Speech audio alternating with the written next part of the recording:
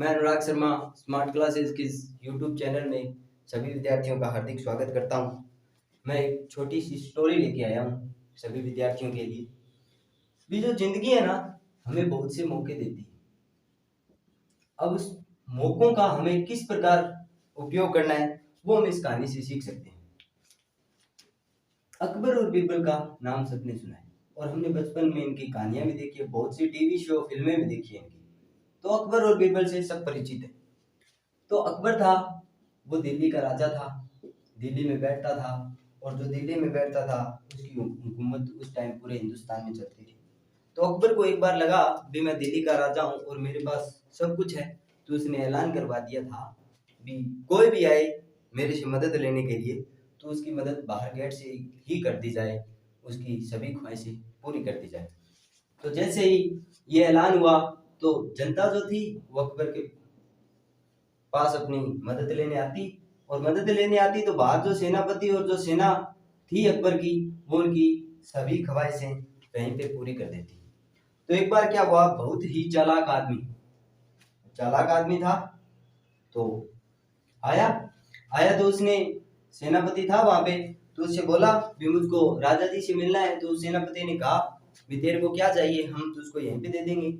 तो उसने कहा भी जो मुझको चाहिए वो आप नहीं दे सकते, मेरे को राजा जी से मिलना है। बहुत बार मिन्नतें करने के बाद उसको अकबर से मिलने का मौका मिला। वो गया तो अकबर अपने दरबार में बैठा था। तो बोला, अकबर बोला भी तुझको क्या चाहिए। तो उसने बोला भी राजा जी आप मेरी मांग को पूरा नहीं कर सकते।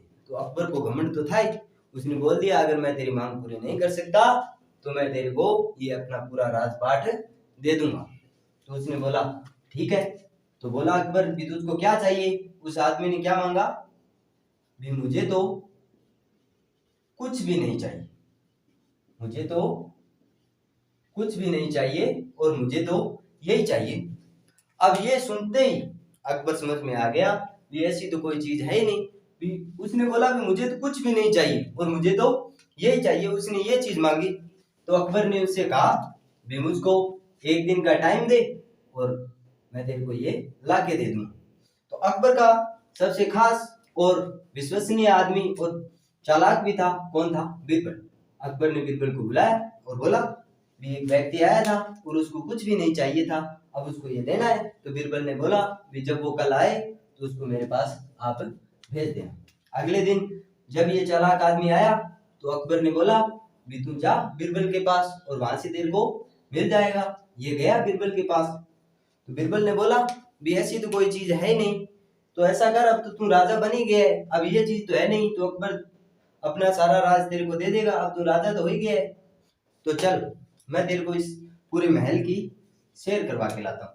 जैसे वो पूरे महल की सैर करने जाते हैं ना तो वहां पे 4 कमरे बने हुए, इस प्रकार 4 कमरे बने हुए और बंद थे 4। तो इस आदमी के मन में आया भी ये 4 कमरे बंद क्यों है, मैं देखूं इनके अंदर क्या है।